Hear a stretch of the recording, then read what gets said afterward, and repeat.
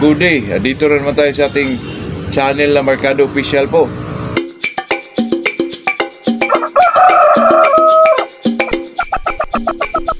Kasi may kaibigan na nagtanong sa akin na ano ba daw dapat alagaan itong off colors o red na manok. Kasi naman mga kaibigan, pag sinasabing hindi off colors, ay ito lang yung mga red mga kaibigan. Itong basag, itong medyo wine red, yun lang talaga.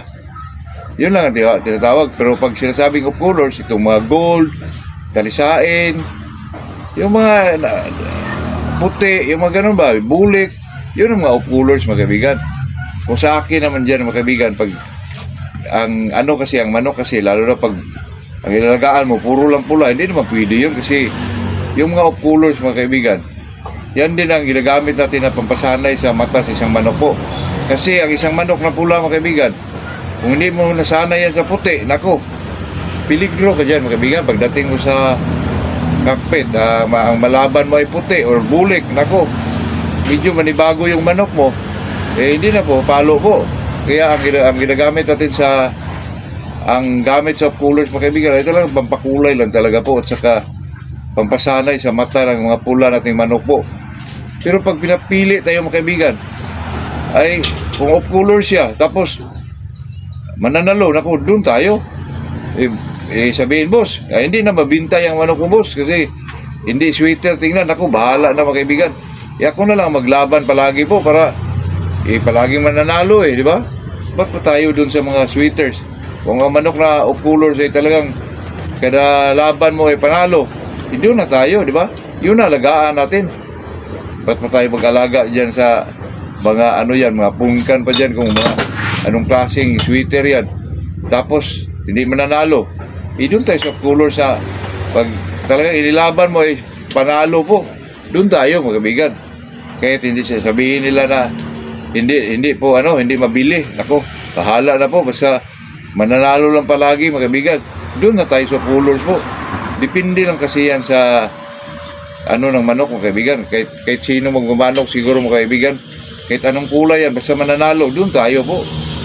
Paano yung mga sweater dyan? Tapos, hindi naman mananalo, nako. Doon na tayo sa colors. Depende na lang sa inyo po kung ano ang hinahanap po sa isang manok. At saka, napaka-importante mga kaibigan, mananalo po. Paano yung napakaganda, napakagaling. Pero pagdating sa pit mga kaibigan, nako, patay na. Wala talaga. Doon na tayo sa mananalo po kasi kahit i-breed mo pa yan, paramihin mo pa yan mga kaibigan, walang problema kasi pag may testing mo sa pit mga kaibigan, ay talagang may, kahit hindi mananalo, ang manok naman mga kaibigan, hindi naman talaga mananalo lahat, pero mas, ibig sabihin mga kaibigan ba, mas malaki ang porsyento sa panalo, doon tayo po. 80%, kahit 80% lang mga kaibigan, napakalaking bagay na po yun mga kaibigan. Huwag na lang yung 100%, pag 100% mga kaibigan, hindi na tayo kasahan dyan. Kaya sa atin dyan mga kaibigan ay piliin natin dyan yung mananalo lang po. Boss, batang manok mo ay sweater kahit sweater yan, mananalo pa rin po. Yan ang pinaka-importante dyan. Yan ang pinakamahirap hanapin mga kaibigan, yung maganda at saka mananalo pa, di ba? Yan ang hanapin natin mga kaibigan. Hindi na tayo magpili po. Sa atin lang na kahit anong pormahan dyan, anong kulay dyan, basta mananalo, dun tayo, di ba? Tayo naman magmamanok mga kaibigan. Madismaya po tayo pag sa laban natin ay puro talo po. Nako, pag-isip-isip na tayo dyan mga kaibigan. Ang piliin na natin dyan mga kaibigan, yung talaga magsalta, may mga ilag, mabili ng palo, at saka sa last minute mga kaibigan, may mga ayag bibi talaga. Yun talaga hinahanap natin mga kaibigan. Ito naman magmamanok, kahit sino naman dyan siguro. May enjoy ka sa may mga palo talaga. May mga palo, tapos mananalo pa. Katulad nung kapitbahay ko dati mga kaibigan. May mga manok siya po. Nako, napakagaling talaga. Pero pag isalin niya sa sa exam mga kaibigan, palaging talo po. Binigay niya sa mga kaibigan niya. Yun, pagbigay niya mga kaibigan, doon sa kaibigan niyang isa, kapitbahay rin namin, puro panalo mga kaibigan, totoo yan. Kasi may mga tao kasi yung tinatawag nila sa Bisaya mga kaibigan, yung sanggabon. Yung bang pag makahawak ng manok ay talagang matalo po.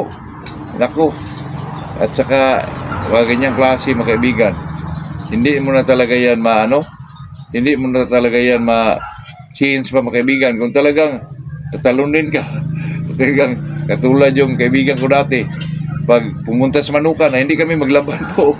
Hindi kami pumunta na sa bunga kasi ayaw naming sumama siya. Pero kahit ganyan po, ayaw ko naman ganyan mga kaibigan kasi makasakit tayo ng damdamin ng isang tao po. Ay di, ano na lang, talagang iwasan na. Kasi mga kaibigan, may mga tao talagang tinatawag namin dito mga kaibigan ay sanggabon po. Ayun lang mga kaibigan, yun lang ating matapik sa umagang ito. Magandang umaga sa ating lahat po.